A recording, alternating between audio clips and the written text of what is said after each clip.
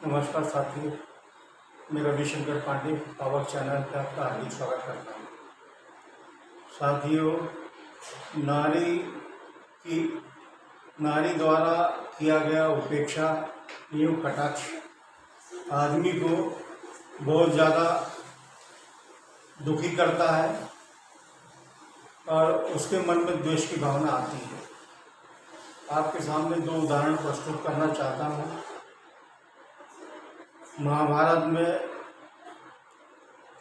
भीष्म पितामह के सहयोग से सब में सामंजस्य हो गया, तो पांडवों को बंजर भूमि दी गई है।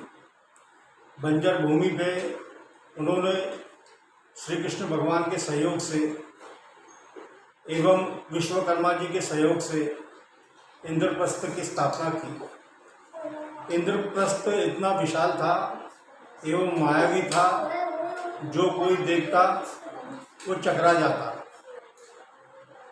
उसकी निर्माण कार्य ऐसा किया गया था, जहाँ जल प्रतीत होता था वहाँ फर्श था, और जहाँ फर्श प्रतीत होता था वहाँ जल था।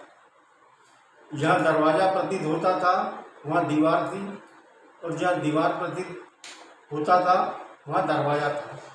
अद्भुत अविस्मरणीय ऐसा महल बना हुआ था।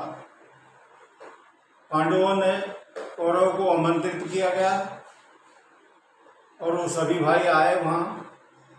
इंद्रप्रस्थ को देखकर सभी कोई चकित हो गए, और दुर्योधन जब चलने लगा उसको ये एहसास हुआ कि यह फर्श है।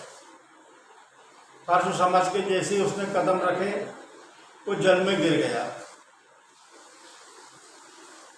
महल के मंजिल पे द्रौपदी खड़ी थी, वो ढोल जोड़ के ठहाके लगा के हंसने लगी और कहने लगी, अंधे का पुत्र अंधा। वैसे दुर्योधन जल में गिर गया था, उसके पूरे वस्त्र गीले हो चुके थे, दुखी था, और उसमें द्रौपदी की हंसी आग में घी डालने का काम कर रही थी। जितना जल में गिरने से दुखी नहीं हुआ, उतना उसके हंसी ने और उपहास ने उसको ज़्यादा दुखी किया। तो इस प्रकार की हंसी कभी भी नहीं महिलाओं को करना चाहिए। साथियों, दूसरा उदाहरण और मैं देना चाहूँगा। साथियों,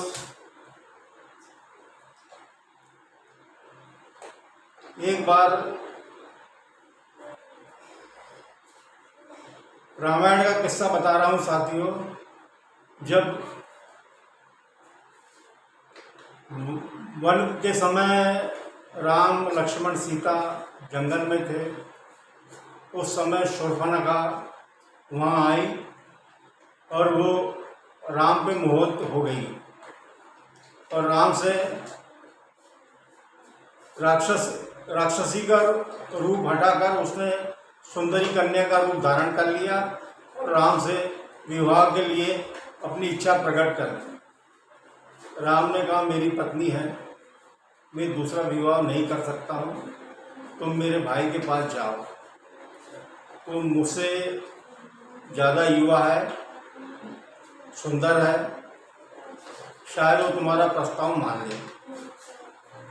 शूर्पणखा लक्ष्मण जी के पास गई और लक्ष्मण जी को देख के बहुत ज़्यादा उस पर मोहित हो गई और उससे कहने लगी कि तुम मेरे साथ विवाह कर लो।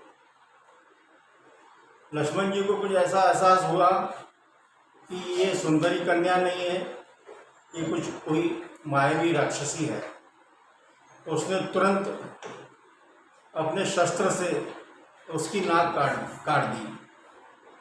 वो नाक कटने से बहुत ज़्यादा उत्तेजित हो गई, दुखी हो गई और तड़पते हुए सीधी लंका राजा रावण के पास पहुंच गई और उसने वहां अपने भाई को बताया कि वन में दो वन पुरुष आए हैं और उसमें से एक ने मेरी नाक काट दी। बोले ये मेरी नाक नहीं कटी है, पूरी राक्षस जाति की नाक कटी है, भैया आपको इसका बदला लेना चाहिए। रावण ये सारी घटना को समझकर बहुत दुखी हुआ और उसने सीता मैया के अपहरण की योजना बनाई। अपहरण के उपरांत साथियों आपको तो मालूम है, रावण का समूल परिवार उस युद्ध में मारा गया और रावण का भी नाश हुआ। ऐसा ही महाभारत में द्रौपदी ने जब दुर्योधन की हंसी उड़ाई थी, वो भी पूरी घटना युद्ध में परिवर्तित हो गई, जिससे कई योद्धा सैनिक करोड़ों के तादाद में मौत के मुंह में समा गए। तो नारी की कटाक्ष वाणी, व्यंग, हंसी आदमी को विचलित करती है। महिलाओं को ऐसी कोई भी घटना की पुनरावृत्ति नहीं करना चाहिए। कोई भी बात नपीतुली शब्दों में कहना चाहिए जिससे किसी को ठेस ना पहुंचे, या समझदारी पूर्ण बात करना चाहिए। साथियों, ये वीडियो अगर आपको अच्छा लगे लाइक करें, शेयर करें, कमेंट्स करें, बेल आइकन दबाइए। धन्यवाद।